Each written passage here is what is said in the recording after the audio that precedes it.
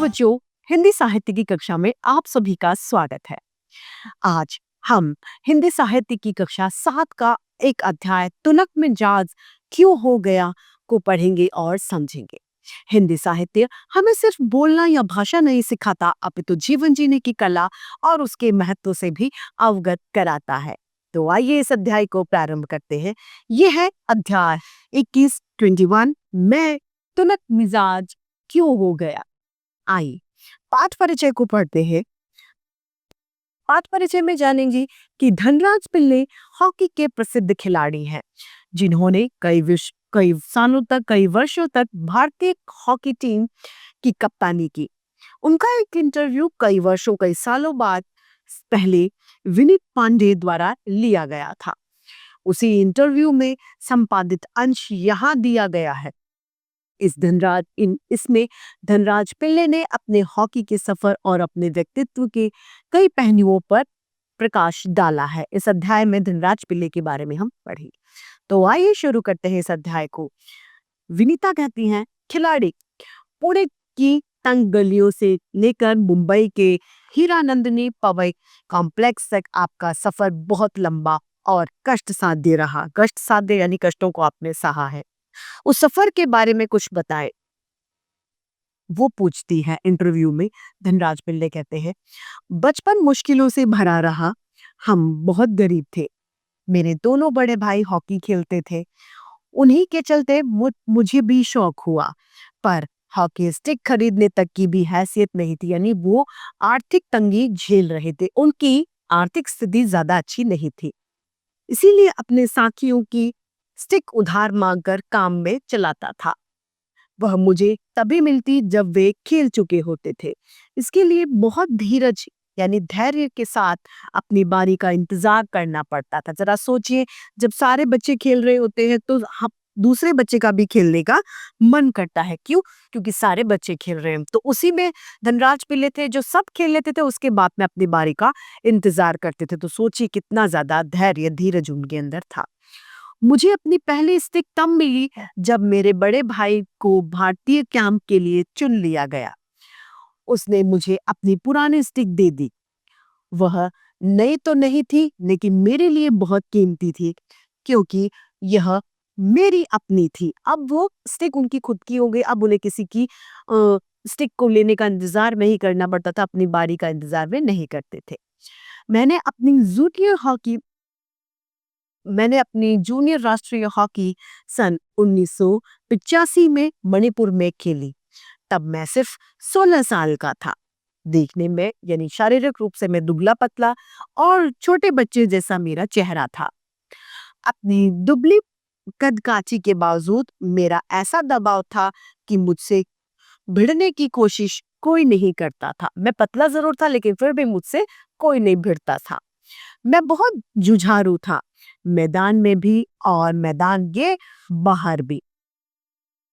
1986 में मुझे senior team में डाल दिया गया और मैं बोरिया बिस्तर बांधकर मुंबई चला गया। उस साल मैंने और मेरे बड़े भाई रमेश ने मुंबई लीग में बेहतरीन खेल खेला। यानी बहुत अच्छा खेल हमने हॉकी का मुंबई लीग में खेला। हमने खूब धूम मचाई। इसी के चलते मेरे अंदर एक उम्मीद जाग गई, यानी एक आशा हमारे अंदर जग गई। मुझे ओलंपिक 1988 के लिए नेशनल कैंप से बुलवाया जरूर जाएगा, ये वो सोचने लगे। पर ऐसा नहीं हुआ, वो नहीं आया।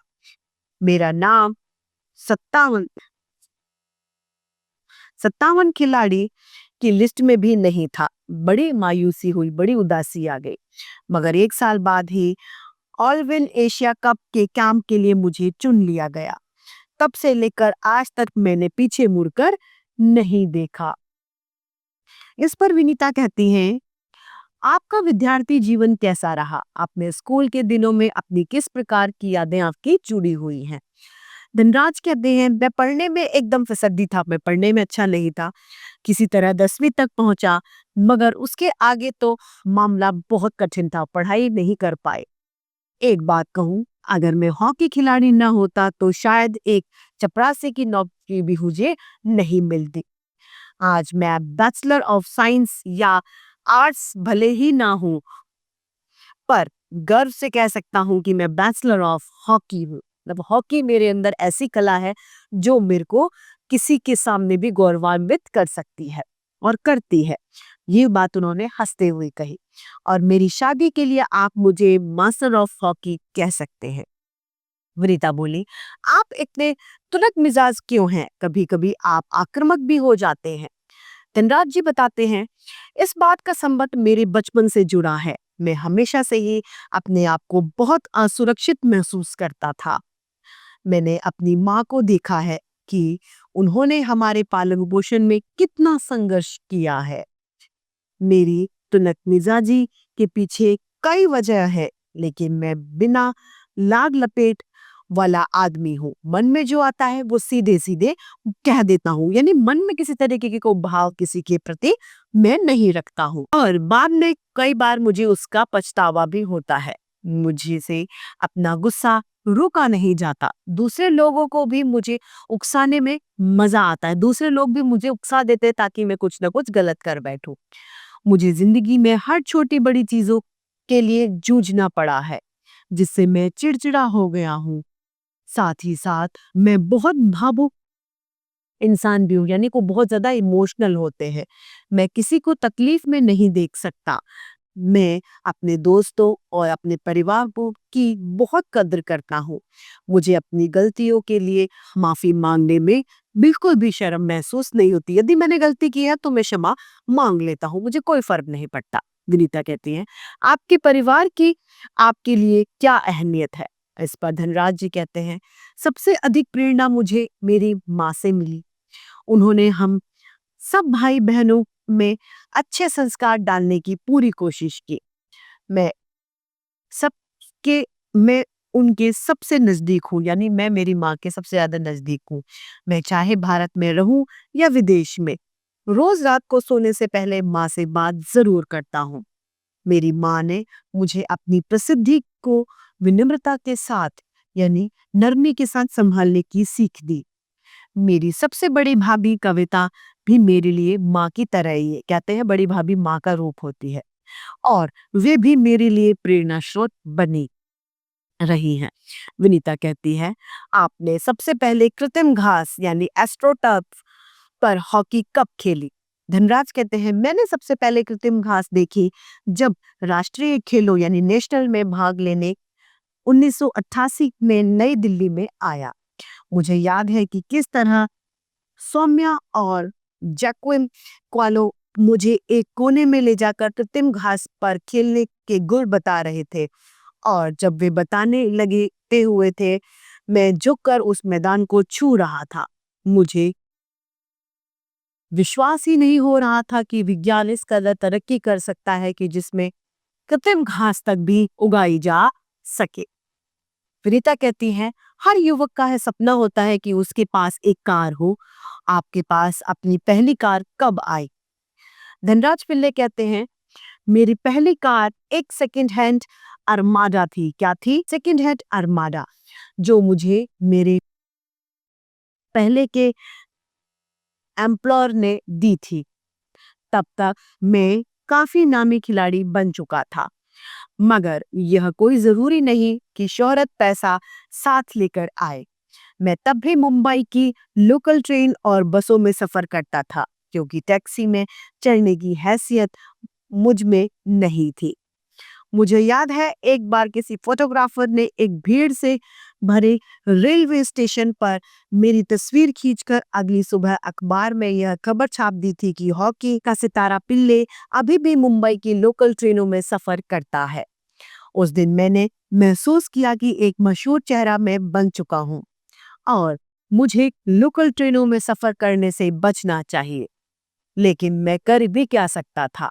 मैं जो भी थोड़ा बहुत कमाता उससे अपना परिवार चलाना पड़ता था।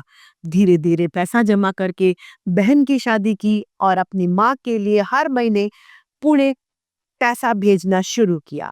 आज मेरे पास एक फोर्ड आइकॉन है, जिसे मैंने सन 2000 में खरीदा था, मगर वह किसी कॉरपोरेट हाउस को का दिया हुआ तोहफा नहीं, बल्कि मेरी अपनी मेहनत की गाड़ी कमाई से खरीदी हुई कार है।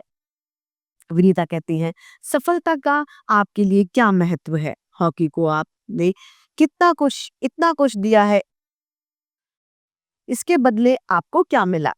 धनराज कहते हैं, कुछ रुपए इनाम में मिले थे, मगर आज खिलाड़ियों को जितना मिलता है उसके मुकाबले में पहले कुछ नहीं मिलता था। मेरी पहली जिम्मेदारी थी परिवार की में आर्थिक तंगी को दूर करना और उन सबको एक बेहतर जिंदगी देना। विदेश में जाकर खेलने से जो कमाई हुई उसने मैं उससे मैंने 1994 में पुणे के भाव पटियाला रोड पर 2 बेडरूम का एक छोटा सा फ्लैट खरीदा। घर छोटा था पर हम सबके लिए काफी है। 1999 में महाराष्ट्र सरकार ने मुझे पवई में एक फ्लैट दिया। वह ऐसा घर है जिसे खरीदने की मेरी खुद की हैसियत कभी न हो पाती। विनीता कहती है, सेलिब्रिटी के साथ एक ही मंच पर बैठना कैसा लगता है? इस पर धनराज जी कहते हैं, बहुत अच्छा। जब हम राष्ट्रपति जी से मिले तब यह महसूस हुआ कि हम कितने खास हैं। हॉकी ही है जिसके चलते हर जगह प्रतिष्ठा मिली है।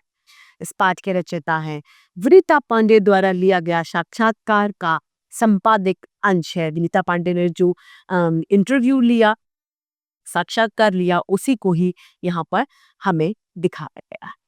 तो इसी के साथ हमारी हिंदी साहित्य की कक्षा यही समाप्त होती है। फिर से आपके समक्ष हिंदी साहित्य के रोचक अध्याय लेके प्रस्तुत होंगे। आज के लिए इतना ही। धन्यवाद।